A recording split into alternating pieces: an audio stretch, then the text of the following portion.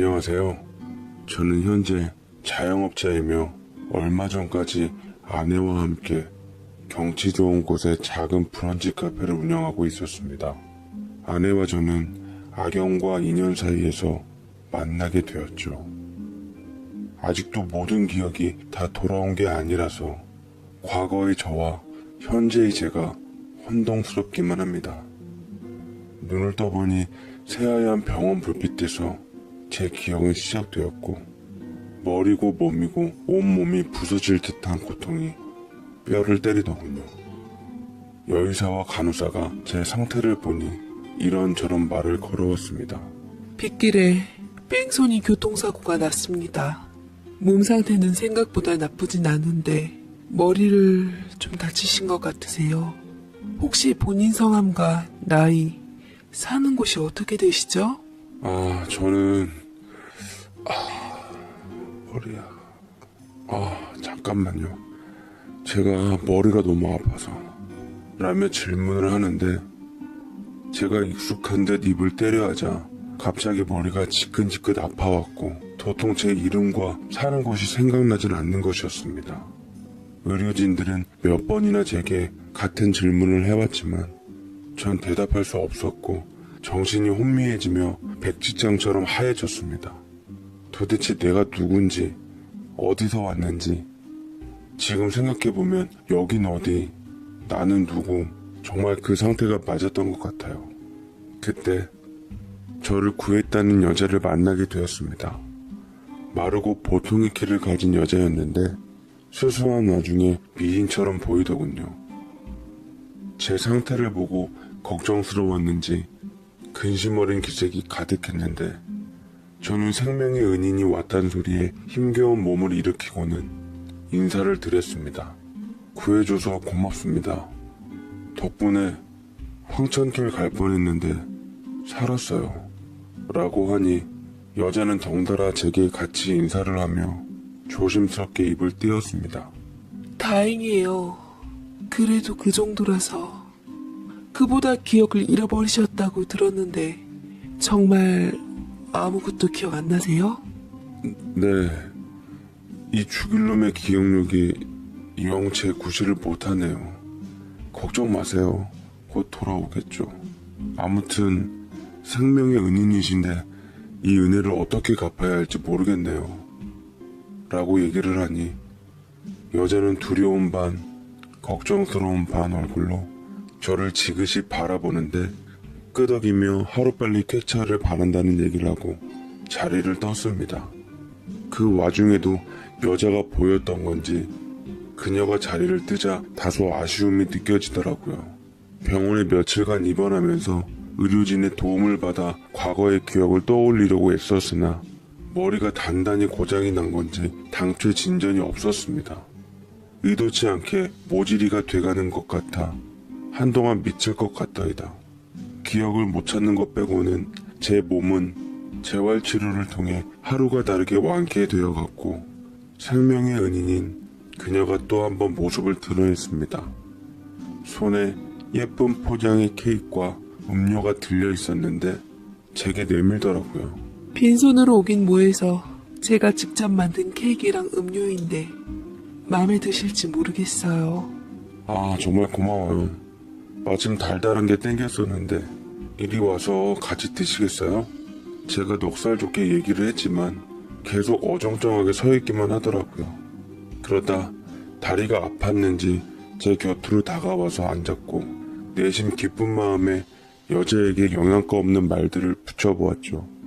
혼자 있어 외로운데 그녀라도 조금이나마 곁에 머물러 주어 말동무라도 되어줬으면 하는 바람이었답니다.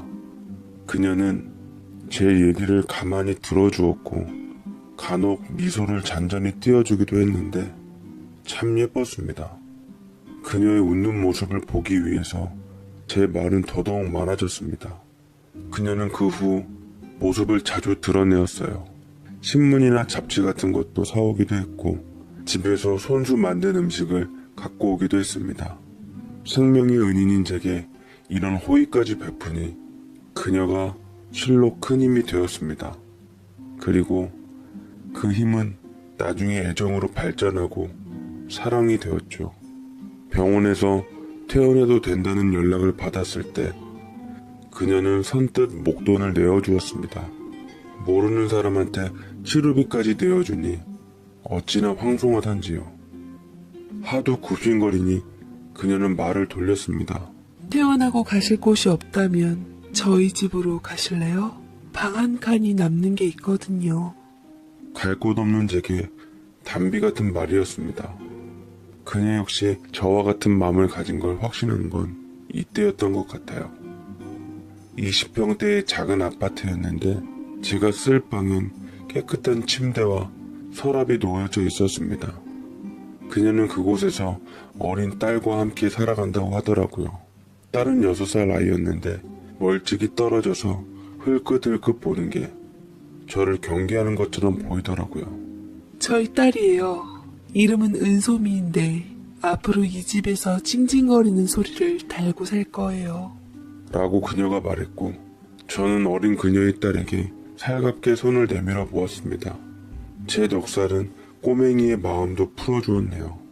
제게 아빠처럼 느껴졌는지 제 엄마의 저지에도 아빠 하며 잘 따랐는데 아빠 소리가 싫지가 않았고 진짜 딸이 생긴 것만 같았습니다. 같이 있는 시간이 많아진 만큼 예견된 운명이 수순처럼 그녀가 마음을 열어주었고 서로의 마음을 확인하게 되었습니다. 이젠 제 과거 따위는 아무래도 상관없었죠. 우리는 잠시 같이 살다가 반지를 교환하는 것으로 결혼을 하게 되었습니다. 저는 법적인 혼인신고를 위해 아내와 함께 경찰에게 제 신상을 의뢰해 줄 것을 요구하자 했지만 그때 아내가 결혼 조건으로 했던 말이 떠올랐습니다. 우리 그냥 혼인신고하지 말고 살아요. 우리가 서로 사랑하고 이렇게 잘 살고 있는데 그게 뭐가 그렇게 중요해요? 나를 사랑한다면 당신의 지난 과거는 모두 그냥 묻고 함께 살아요. 과거의 제가 누군지 아쉽긴 하지만 그것이 판도라의 상자라면 그래서 아내와 은소미를 잃는다면 열지 않는 편이 나았습니다. 전 현재로서 더할 나위 없이 행복했으니까요. 깨소금 떨어지는 신혼생활을 했어요. 그런데 어느 날 밖에서 우연찮게 경찰이 아내를 찾아온 것을 알게 되었습니다. 본능적으로 저를 찾아온 게 아닌가 싶더라고요. 느낌이 좋질 않아 일단 모습을 드러내진 않았습니다만 한동안 계속 신경이 쓰였습니다. 아내는 끝내 그 얘기를 하지 않더라고요. 그 이후로 아내는 외출을 자제했고 덩달아 저도 밖을 잘 나서질 않게 되었습니다. 인터넷 주문으로 모든 걸 해결하니 크게 생활에 문제될 건 없었어요. 게다가 못내 마음에 걸렸던 것도 딸 아이의 애교 한 방이면 단순하게도 금방 잊혀지더라고요. 아빠, 나 책 읽어줘.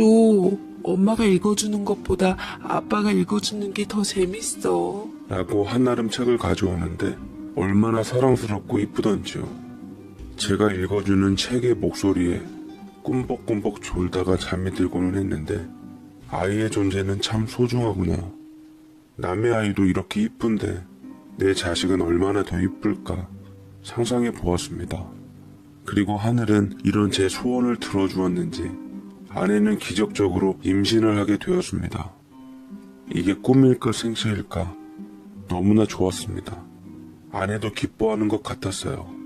뱃속 아기를 위해 더욱더 아내를 아껴주며 예비 아빠로서 정성껏 해담도 해주고는 했는데 임신 7개월 때인가 아내가 뜨개질을 하며 밖을 멍하게 바라보고 있더라고요.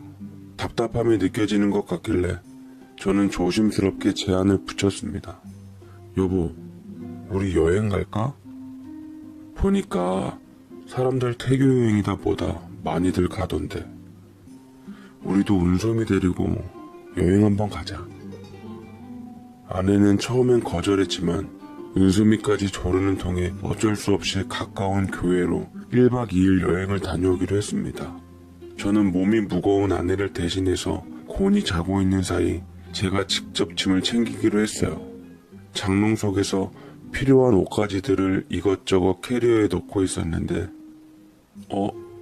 근데 그곳에서 얇은 서류 봉투가 하나 눈에 띄더라고요. 아내의 것인 게 분명한 그 서류가 뭔지 궁금하기도 하고 손을 대었는데 서류 봉투 속 안에는 예상치 못한 것들이 나왔습니다. 네, 바로 이혼 절차를 위한 서류였던 거예요. 이혼 서류를 보니 아내의 이름과 낯선 남자의 이름이 적혀 있었습니다. 아무래도 전 남편과의 이혼 서류 흔적이었던 것 같은데 아내는 분명 전 남편과 이혼했다고 했거든요. 왜 이런 게 아직 남아있는지 혼란스럽더라고요. 혹시 혼인신고를 못할 수밖에 없던 이유가 저한테 있었던 게 아니라 바로 아내한테 있었던 건 아닐까 깊은 의심이 도사리기 시작했습니다. 어쨌든 떠나기로 한 여행, 찜찜한 기분으로 아내와 함께 예정대로 여행지를 갔는데 엎친 데 덮친 격으로 때마침 그곳에서 생각지도 못한 사람을 만나게 되었습니다. 누군지는 모르겠지만 바로 저를 아는 듯한 사람인 게 분명했어요. 딱 봐도 제 또래의 사람이었는데 놀라운 얼굴로 제게 말을 걸더라고요. 야 정훈아, 너 정훈이 맞지? 동창들이 계속 너 연락 안 된다고 하더만 멀쩡히 잘 살아 있었네? 잠깐. 그런데 재수씨가 라고 머뭇거리며 제 쪽으로 오고 있던 아내를 보고 말을 못 잇는데 그 남자를 붙잡고 이것저것 물어보고 싶은 게 한가득이었지만 부랴부랴 말리며 그 남자로부터 절 떼내려고 하는 아내 때문에 그 남자를 보내고야 말았습니다. 아내는 곤두서며 큰 소리로 화를 내더라고요. 당신은 왜 모르는 사람하고 얘기를 하고 그래? 내가 그래서 여행 오기 싫다고 했잖아. 예민한 목소리를 듣자니 저도 울컥해서 참고 있던 답답한 심정을 내비쳤습니다. 날 잘 알고 있는 듯한 사람이었어. 나는 모르지만 그 사람이 날 알고 있는 것 같았다고. 나 당신만 믿고 사는 게 잘 사는 건지 모르겠어. 혹시 당신 아무것도 모르는 등신 같은 나를 속이고 있는 거 아니야? 라고 내질러 버렸고 저희 부부싸움에 겁에 질린 은섭이가 울자 아내는 아이를 달래며 저를 원망스럽게 보았습니다. 근데 그 순간 머리가 지끈하며 깨질 듯 아파왔어요. 어디선가 보았었던 적이 있었던 이 순간 뭔지 기억이 나질 않지만 분명 비슷한 기억이 제게 존재했습니다. 제가 두통에 힘겨워하자 아내는 언제 화를 냈냐는 듯 다시 저를 걱정해주기 시작했고 그 다음날 숙소에 머물다가 날이 밝자마자 바로 집에 가게 되었습니다. 운전하는 아내를 옆에서 보고 있노라니 괜히 미안해지더라고요. 누구 덕에 내가 이리 사는데 피곤해하는 아내에게 사과를 건네자 아내가 감정이 올라왔는지 눈물을 쏟았습니다. 미안해. 괜히 나 때문에. 누구보다 당신 과거가 궁금하고 답답할 텐데 심정 하나 이해도 못해주고. 아니야, 내가 더 미안해. 사실은 나 짐 싸다가 우연히 당신 이혼 서류 봤어. 아직 제출 안 한 것 같더라고.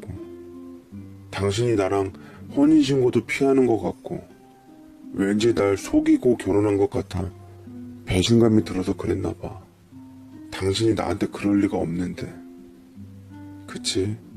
그러자 아내가 차를 멈추고 황망한 듯 저를 아련하게 바라보면서 눈물을 뚝뚝 떨어뜨리기 시작했습니다. 당황한 저는 아내를 안아주며 미안하다고 사랑한다고 가진 말로 어떻게 해서든 달래주려 했지만 아내의 울음은 한동안 제 어깨에서 그칠 줄을 몰랐어요. 진정이 좀 되었을 때 아내는 눈물을 훔친 뒤 전화 한 통화만 하고 오겠다더군요. 뭔가 쎄한 예감이 등줄기를 타고 흘렀습니다. 아내가 마음을 달리 먹은 듯해서 두려움에 식은땀이 났습니다. 제가 아내의 심기를 건드린 것 때문에 제가 이뤄놓은 행복들이 다 깨어질 것만 같아 돌아온 아내에게 잘못했다고 빌었습니다. 그러나 아내는 의외로 덤덤한 얼굴로 울음이 채 가시지 않은 얼굴로 입을 열더라고요. 이제 됐어. 당신을 원래 자리로 돌려놔 줄게. 라고 말을 하며 차를 출발시키는데 생각지도 못한 아내의 말에 저는 심장이 쿵쾅대기 시작했습니다. 아내에게 몇 번이나 물으며 대체 그게 무슨 말이냐고, 원래 자리라니 당신 내 과거에 뭔가를 알고 있었냐고 되물었지만 돌아오는 말은 아무것도 없었습니다. 아내는 임신 7개월임에도 불구하고 노련한 운전 솜씨로 서울 어느 한 주택집 앞에 차를 세웠고 어벙하게 주위를 살피는 제게 말했습니다. 여기가 진짜 당신의 집이야. 아마 초인종을 누르면 진짜 당신이 사랑한 여자가 나와서 맞아주겠지. 어서 들어가 봐. 라는데 아내의 말은 이미 저라는 사람에 대해서 모두 알고 있는 말투였고 굳이 묻지 않아도 그간 아내가 무언가 저를 속였다는 것을 온몸으로 뼈저리게 느끼게 되었습니다. 저는 덜덜 떨며 차에서 내려 집 앞 초인종을 눌렀고 건너 인터폰으로 제 얼굴을 확인하자마자 어느 한 여자와 나이 드신 노부부가 재빨리 문을 열어주더군요. 아이고, 정훈이 너 이놈의 자식.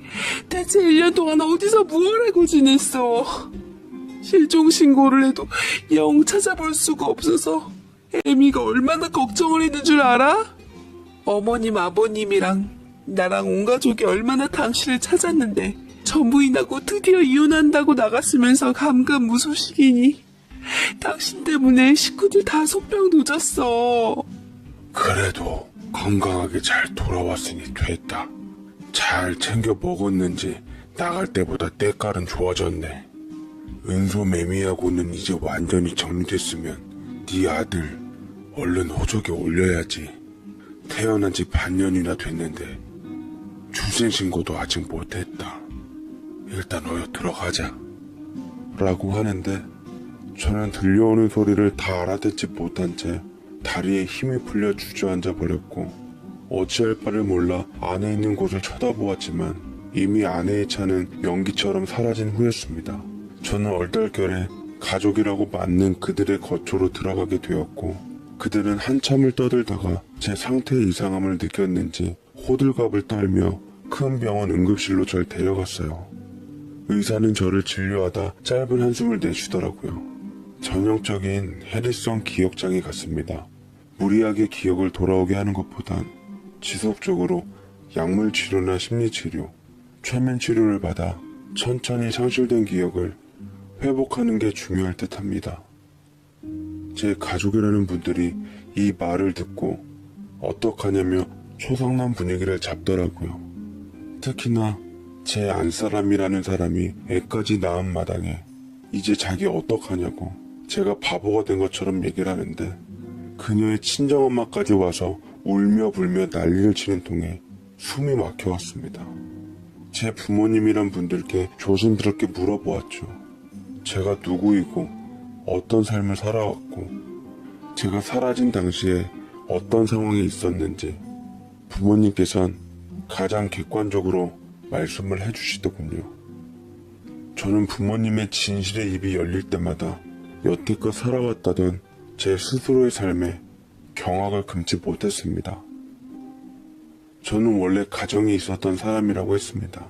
사이에 딸 하나 두고 탄탄한 직장 두며 평범하게 살고 있었는데 어느 날 거래처에 근무하는 여자와 눈이 맞아 바람이 났다고 하더라고요. 사이에 애까지 생기면서 저는 새 여자에게 눈이 돌아 전처한테 이혼을 요구했고 아이 때문에 참고 살겠다던 전처를 맨몸으로 내쫓아버린 후 새 여자를 집에 들였다고 합니다. 부모님께선 저 하는 짓이 그릇된 것을 알지만 팔은 안으로 굽는다고 제가 좋다니 새 여자를 받아들였다고 하네요. 전처한테 지속적으로 이혼을 요구하다가 나간 지 1년 만에 이혼해 주겠다는 전처를 만나러 나갔고 그리고 그때 제가 사고를 당해 실종이 되었단 겁니다. 네, 그게 제 쓰레기 같은 인생의 전말이었죠. 스스로가 경멸스럽고 용서할 수가 없었습니다. 하늘이 벌을 주신 건지 축복을 주신 건지 그런 사고를 당한 저를 거둬들인 생명의 은인은 다름 아닌 제 전처였던 거죠.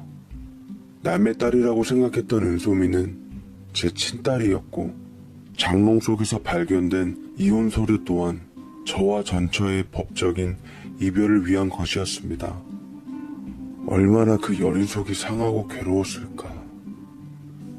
내가 사랑한다고 했던 말을 가장 좋아하고 예쁘게 미소 지었던 가엾은 내 아내에게 당장이라도 돌아가 무릎 꿇고 사죄하고 싶었고 누구보다 사랑스러웠던 내 딸 은소미의 뺨에 뽀뽀하며 안아주고 싶었습니다.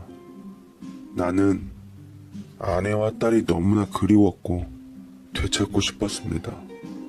너무나 이기적인 걸 알지만 저는 새 여자에게 제 심정을 토로하며 미안하다고, 난 내 아내에게 돌아가고 싶다고, 아이는 내가 책임질 테니 끝내자고 얘기를 했습니다. 새 여자와 그녀의 어머니가 제 멱살을 쥐고 머리털을 뜯을지언정 제 마음은 변치 않았습니다. 그 사람들에게 무릎 꿇은 후 사죄하고 법적으로 모두 책임진다고 해놓고 저는 미친 듯 아내를 찾으러 떠났습니다. 제발 아내가 그 자리에 그대로 있기만을 간절히 바라며 서울에서 2시간쯤 떨어져 있는 그곳을 향해 갔는데 공교롭게도 아내가 이사 준비를 하는 것 같더라고요. 싼값에 집을 내놨더니 하루 만에 팔렸다는 아내의 얼굴은 저를 보며 믿기지 않는 것처럼 보고 있었습니다. 멋모르는 어린 은소미는 제게 아빠하며 반갑게 맞이해 주었고요. 저는 떨리는 손으로 아내를 안아주었습니다. 집에 가자 여보. 내가 다 잘못했어. 미안해. 내가 당신에게 무슨 짓을 저지르는지 알게 됐어. 우리 정말로 새로 시작하자. 은소미와 우리 뱃속의 아기까지 진짜 우리 집으로 돌아가자 여보. 아내는 제 품에 안겨 그간 서러움을 털어내려는 듯 오열했고 우리 가족의 소중함을 새삼 알게 된 저는 아내와 딸을 데리고 집으로 돌아왔습니다. 허나 그 집에는 아직 새 여자가 도끼눈을 뜨고 버티고 있더라고요. 이제까지 희생하고 기다린 시간이 아까워 쉽게 못 나간답니다. 집 재산 명의 다 넘겨주지 않으면 한 발자국도 못 움직이겠다고 하더라고요. 그러자 아내가 새 여자에게 좋은 말로 타일렀습니다. 당신이 원하는 대로 해요. 나는 당신이 내게 말했던 것처럼 남편 간수 못했으니 나가달란 소리는 안 할게요.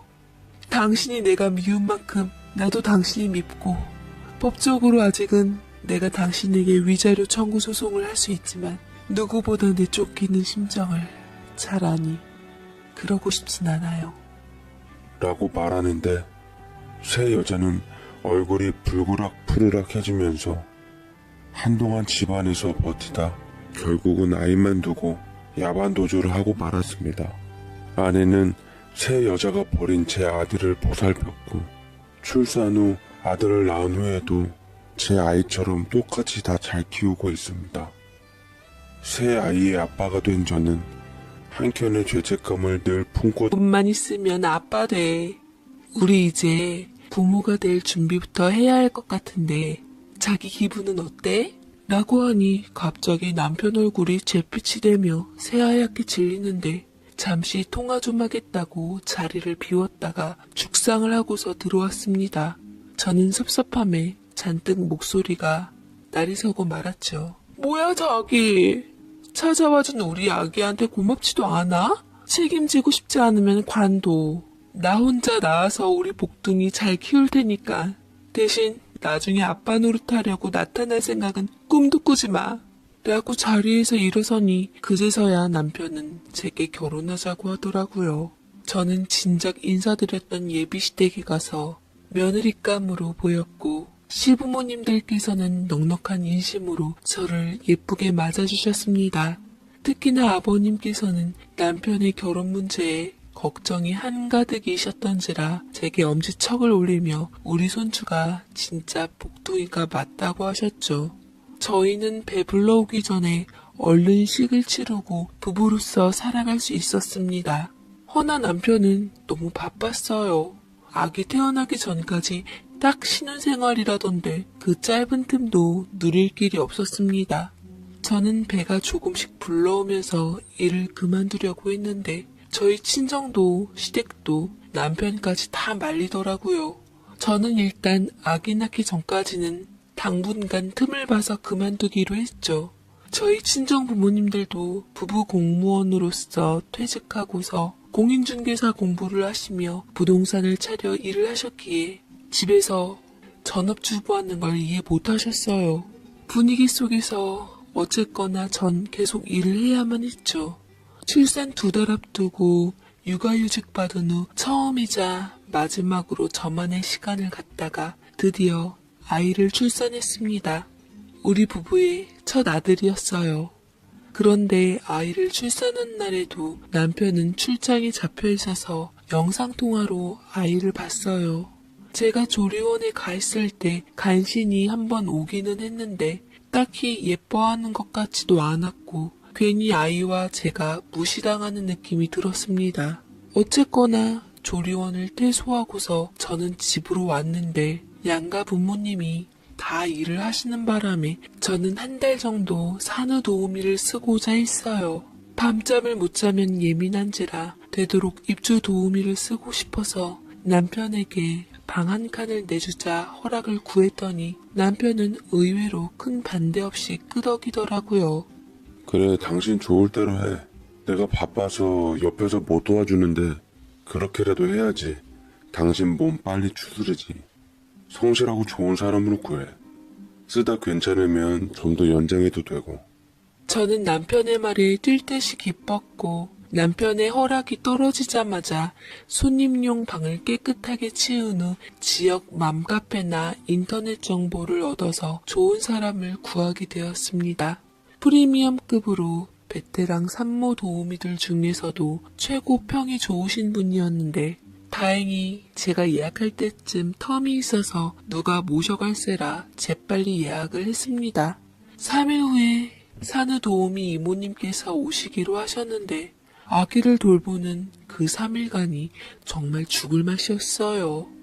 잠을 못 자 피곤한 상태에서 애는 울지, 유축은 해야지, 밀린 집안일에다 못 먹은 끼니까지 멘붕이 올 때쯤 기다리던 그분이 오셨습니다. 띵동 띵동. 저는 후다닥 현관문을 열어드렸고 그곳에는 시간보다 10분 정도 먼저 온 산후도우미 이모님이 서 계셨습니다. 첫날부터 손에 뭘 쥐고 오셨는데 저를 위해 만든 밑반찬들이었어요. 아유 산모님, 이렇게 삐쩍 말라서 어떻게 아이 먹이고 재워요. 일단 잠 좀 자요. 내가 아이 보고 있을 테니까. 라며 저를 침실로 떠밀었고 잘 부탁드린다는 말을 몇 번이나 하며 저는 들어가 3일 동안 밀렸던 잠을 쏟았습니다. 한참 자고 일어나서 밖을 보니 와, 우렁각시가 다녀간 것처럼 광이 반짝반짝 나더라고요. 더군다나 저희 집은 온통 화이트 인테리어라서 청소하기 쉽지 않았을 텐데 흠잡을 곳 없이 깨끗했습니다. 아기와 놀아주시면서 손수 만든 식사를 차려놓으신 후 제가 잠에서 깰 때까지 기다리셨다는데 다음부터 편히 드시라고 한 후 술을 떴죠. 음식이 너무나 정갈하고 깔끔해서 입맛에 딱 맞더라고요. 이모님이 흐뭇하게 보시며 말씀하시더군요. 우리 한 달간 잘 지내봐요. 나는 산모님이 산후 회복을 위해서 최선을 다하고 아기를 정성껏 돌봐줄 거예요. 잘 부탁드립니다. 라며 꾸벅 인사를 하셨는데 저희 친정엄마보다 조금 젊어 보이셨던 이모님은 서글서글하니 풍겨오는 인자한 인상이 너무 좋았습니다. 보니까 이모님은 남편과 이혼 후 20대 대학생 딸 한 명과 같이 살고 계시더라고요. 저는 아이를 맡기고 잠을 자거나 영화를 본다거나 밖에 나가서 산책을 한다거나 자칫 산후 우울증으로 이어질 것 같은 기분을 회복하기 위해 제 시간을 가졌어요. 집에 오면 모든 게 완벽하게 되어 있으니 출장 갔다가 며칠 만에 들어온 남편 또한 집안 컨디션이나 식사 상태를 보고 무척이나 만족스러워 했습니다. 씻고 간만에 집에 들어온 남편과 함께 산후도우미에 대해 나지막히 얘기하는데 그는 오랜만에 여유 있는 미소를 보여줬습니다. 이모님 좋으신 분으로 잘 들였네. 아기도 잘 적응하고 있는 것 같고 당신도 얼굴이 펴 보이니까 괜히 내가 미안해하지 않아도 되고 당신이 괜찮으면 몇 달 더 계속 고용해도 될 것 같은데 어차피 조만간 복직하려면 애기 어린이집 가기 전까지 사람 써야 하잖아. 저 역시 이모님이 마음에 들고 좋았지만 일단 사람을 겪어봐야 할 것 같아서 조금 보고 결정하기로 했어요. 오히려 아쉬워하는 쪽은 남편 같더라고요. 이모님은 날이 갈수록 완벽함 그 이상이셨습니다. 제일 중요하게 생각한 시간도 일도 흐트럼 없이 척척 해내시고 무엇보다 제 산후 마사지 해주시는 손길이 예술이셨어요. 아이는 또 얼마나 잘 돌봐주셨는데요. 제가 볼 때는 항상 밤마다 울고 보챘던 아기가 이모님 손에만 있으면 순한 양처럼 새근새근 잠도 잘 잤습니다. 저희 친정에서도 시댁에서도 이모님을 입이 닳도록 칭찬을 하셨죠. 주변을 봐도 저희 이모님 같은 산후도우미는 없으셨어요. 어느새 이모님은 저희 가족이나 마찬가지인 존재가 되었습니다. 한 달이란 시간은 훌쩍 지나가 버렸고 저는 이모님과 헤어지는 것이 아쉬워 이참에 아기 돌 때까지만이라도 맡길 요량으로 계약 끝나기 5일 전쯤에 뜻을 밝혔습니다. 저희가 절대 급여를 작게 드리는 게 아니었기에 당연히 응하실 거라 생각했는데 이모님께서는 의외로 난감한 얼굴을 하시더라고요. 미안해요, 산모님. 사실은 우리 딸도 임신 중이라 내가 좀 대기를 하고 있어야 할 것 같아요. 전부터 내내 마음에 걸렸거든요. 녀석이 남편만 곁에 있더라도 내가 이렇게 신경이 쓰이진 않을 텐데. 정말요? 얼핏 대학생이라고 들었는데 언제 결혼을 한 거예요? 결혼은 안 했고 어쩌다가 애만 가지게 됐네요. 미안해요. 라고 말씀하셔서 어떻게 설득하기도 힘들겠더라고요. 발등에 불 떨어진 격으로 급하게 다른 사람을 알아봤지만 도무지 이모님을 대신할 분을 찾기가 어려웠습니다. 몇 번 집에 불렀다가 마음에 들지 않아 일주일 만에 사람도 여러 바꿨죠. 아이도 새로 바뀐 이모님들을 낯설어하며 날로 땡깡이 심해졌습니다. 조만간 곧 복직도 해야 하는데 몸도 맘도 지쳐갈 무렵 이모님께서 어쩐 일인지 연락이 오셨어요. 잠깐 들려도 되냐고 했습니다. 제 허락이 떨어지자 바로 오셨고 저 역시 오랜만에 만나서 그런지 반갑더라고요. 이모님께선 무거운 얼굴을 하며 제 손을 잡고 애원하셨습니다. 저도 산모님이 내 큰딸 같아서 내내 마음에 걸렸어요. 아가도 너무 예쁘고요. 그런데 아무래도 내 딸이 눈에 밟혀서 일에 집중을 할 수 없겠더라고요. 그렇지만 산모님도 날 필요로 하고 나 역시 유종의 미를 마치고 싶어서 내가 생각한 게 있는데 라며 잠시 뜸을 들이는데 저는 어려워하시지 마시고 편안하고 솔직하게 말씀해달라 했습니다. 그러자 힘들게 입을 여시는데 내가 급여는 안 받고 전처럼 최선을 다해서 일해드릴게요. 대신 임신한 우리 딸과 함께 지내면 안 될까요? 실은 내가 지인한테 빚보증을 잘못 써줘서 집이 다 넘어가게 생겼어요. 가진 돈도 없고 마땅히 갈 곳도 없고 방 하나 내준 거에서 같이 지내고 우리 딸이 아기 낳을 때까지만이라도 겸사겸사 있으면 좋을 것 같은데 산모님 생각은 어때요? 나도 이런 말하기 참마 불편하고 송구스럽네요. 라고 하시는데 저 역시 쉽게 대답을 못하겠더라고요. 이모님의 도움이 절실하긴 했지만 낯선 군 식구는 불편했거든요. 게다가 저 혼자 사는 집도 아니고 남편까지 같이 있는데 남편의 의견도 들어봐야 했죠. 그런데 남편은 제가 한 이야기를 모두 다 듣고도 별 어려움 없이 긍정적이게 말하더라고요. 사정이 그렇다면 어쩔 수 없지 않아? 요새 좋은 사람 구하기도 힘들고 방만 내주면 일해주고 급여도 안 받겠다고 하는데 완전 좋지. 이모님 가족 같다면서.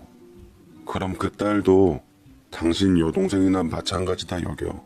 저는 남편의 말을 듣고 고민에 빠졌습니다.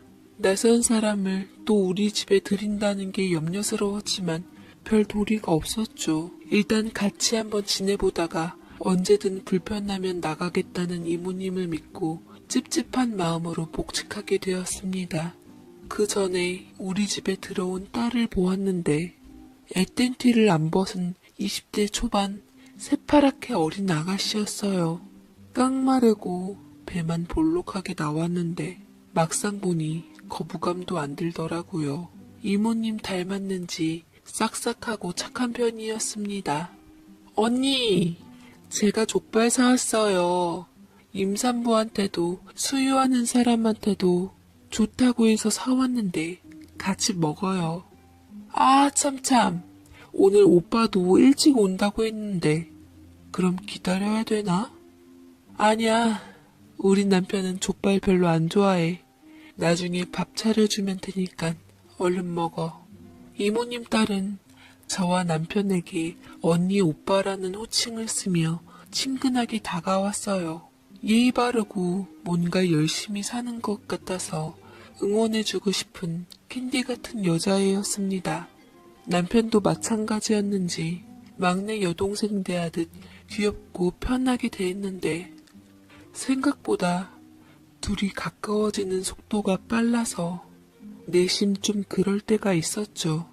가령 생전 집안일 한 번 안 하는 사람이 그 딸이 설거지를 하는 것을 보고 고무장갑을 뺏어서 임산부는 이런 거 하면 안 된다고 대신해주기도 했고 둘이 집 앞에서 만났다면서 같이 들어오는 날도 허다했고 언제는 한번 손님방 침대에서 사방에 흐트러진 아기 책들과 함께 제 아이와 남편, 그 딸과 셋이 함께 잠들기도 했습니다.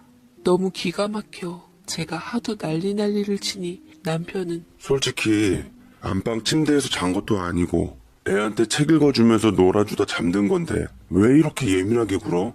나도 지친다 정말. 라고 도리어 뻔뻔스럽게 나오더라고요. 언제는 한번 제게 목걸이를 선물해 주었는데 제 것과 똑같은 목걸이를 그 딸에게도 주었습니다. 행사에서 원 플러스 한다길래 우리 와이프 거 사는 김에 주는 거야. 근데 디자인이 귀여워서 그런가 네가 훨씬 잘 어울린다. 와이프가 워낙 나이에 걸맞지 않게 작고 깜찍한 걸 좋아해. 제가 표정이 안 좋아질 때마다 이모님께서는 눈치를 채고는 남편 곁에 있었던 딸을 떼내어 자리를 벗어났고 갑자기 뚝 끊겨버린 분위기에 남아있는 남편과 제 사이는 어색한 침묵만 흘렀습니다. 저는 집에서 점차 외로운 신세가 됐어요. 심지어 제 아기조차도 이모님과 그 딸 손에 익어버려 정작 엄마인 제 손은 낯설어 했죠. 이런 제 심정을 알아주는 사람은 친정엄마밖에는 없더라고요. 그늘이 져있는 제 얼굴을 보고서 무슨 일이냐고 단번에 바로 물었고 서럽게 제 속에 있는 얘기를 털어놓자 엄마는 단번에 표정이 안 좋아졌습니다. 너 안 되겠다. 하루라도 빨리 그 사람들 집에서 내보내. 뭔가 느낌이 안 좋아. 이준이는 어쩌고 이모님 손에 길들여져서 다른 사람한테는 가지도 않으려고 해. 내보낼 구실도 없고 자칫 잘못하다가 괜히 불쌍한 사람 내쫓은 나쁜 사람 돼버린다고. 나쁜 사람이 되면 좀 어때 이거사. 아, 미안하다. 다 내 잘못이야. 괜히 너 공부하는 거 아깝다는 생각에 복직하라 그런 건데 차라리 엄마가 그 여자 만나서 단도직입적으로 얘기해 볼 테니까 넌 가만히 있어.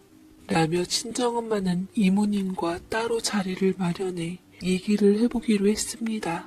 그러나 이모님은 처음과는 달리 저희 집에서 나갈 생각이 없었는지 딴청을 부리며 자리를 피했다 했고 그 딸은 고스란히 제 남편에게 일러바쳤습니다. 떠날 생각도 없으면서 눈물 흘리며 피해자 코스프레하는 여자들을 남편이 편을 들어주며 제게 소리를 질러댔습니다. 너 왜 이렇게 애가 못됐어? 장모님도 불쌍한 사람들한테 그러면 안 되지. 갈 곳 없는 사람들 거저 온정을 베풀기도 하는데 심지어 집안일이며 육아며 다 해주시잖아. 몸 편하고 맘 편하게 해주니까 사람을 우습게 대해? 그 엄마의 그 딸이라더니 아주 똑같네. 라고 해서 저는 모욕감에 남편의 뺨을 치고야 말았고 남편은 기가 막힌 듯 집을 나가버렸습니다. 그 뒤를 따르는 앙큼한 딸의 모습은 더 가관이더라고요. 이쯤 되니 뭔가 있나 싶기도 했지만 증거가 없어 손을 못 쓰고 있었는데 엄마는 이모님과 딸이 없는 틈을 타 집에 뭔가를 달더라고요. 바로 CCTV였죠. 아무 말 말고 이거라도 달고 있자. 요새 하도 세상이 그래서 사람한테 애 온전히 못 맡겨. 나중에 들키기라도 하면 그 핑계라도 대면서 빠져나가면 돼. 엄마는 제가 뭘 걱정하는 줄 알면서도 굳이 입으로 드러내진 않으며 애 핑계를 대고는 CCTV를 달고 지켜보라 했습니다. 저는 제가 자리를 비우면 그것들이 무슨 짓을 벌이나 싶어 CCTV를 봤는데 크게 수상한 점은 보이질 않더라고요. 그들은 제 할 일들만 분주하게 했고 아이를 예뻐했습니다. 그냥 제가 별 시덥지 않은 질투심에 예민했나 싶었는데 그런데 CCTV를 쭉 보다 보니 뭔가가 어색했어요. 드문드문 뭔가가 빠져있는 느낌이랄까? 실제로 다시 돌려봐 시간을 확인하니 오후 1시에서 3시로, 5시에서 7시로 널뛰기를 하고 있었습니다. 중간에 있던 어떠한 장면을 삭제한 것처럼 말이죠. 그러다가 갑자기 예상 못한 다른 화면으로 넘어가 버렸고 이게 뭔가 싶어 동공을 확대해서 집중해 보고 있었는데 이게 어찌된 일입니까?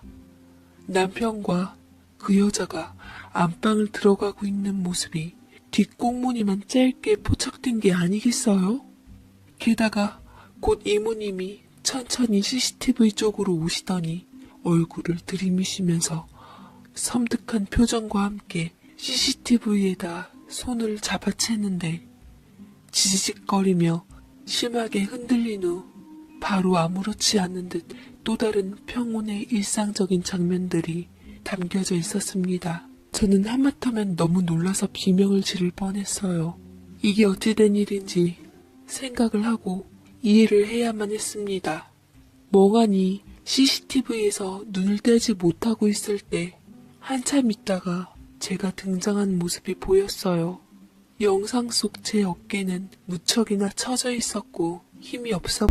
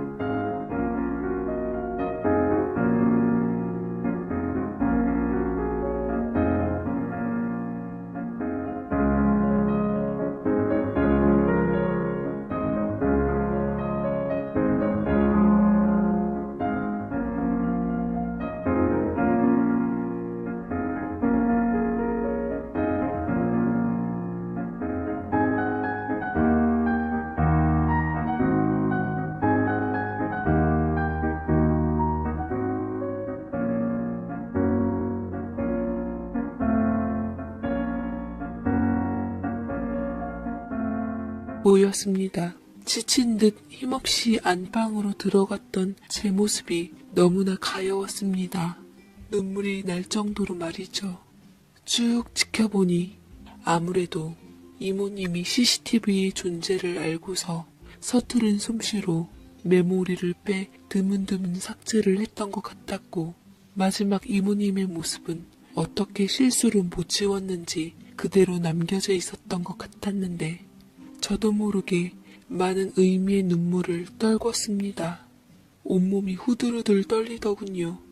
대체 뭐가 무서워 삭제를 한 건지 알아볼 필요가 있었고, 그들 모녀가 밖으로 외출한 시간에 맞춰 집안에 잠입해 거실에 있는 CCTV를 안방에다 달고 몇 날 며칠을 제발을 외치며 초조한 마음으로 지켜보았는데, 세상에 맙소사, 오래 기다릴 것도 없이 남편과 그 여자가 등장했고, 모든 게 제 예상대로 흘러가 버려 피눈물을 쏟고야 말았습니다. 저는 증거자료가 든 메모리를 남편과 그 딸, 그러니까 상간녀, 그리고 이모님, 시부모님한테까지 다 보냈고, 든든한 친정부모님과 함께 제 아들을 데리고 친정으로 갔어요. 분노한 친정엄마가 후에 사람 시켜 조사해보니 정황상 이모님 딸 뱃속에 있는 아기까지 남편 아기는 아닌 것 같다더군요. 이모님의 수 안 좋은 농간으로 인해 둘이 급격하게 가까워졌었던 것이었습니다. 평소 저를 보면서 제 남편을 탐냈던 건지 이 집에 다시 들어올 때 딸이랑 엮어주려고 작정을 했던 것 같더군요. 이모님을 진심으로 믿고 좋아했던 제가 참 바보 같았습니다.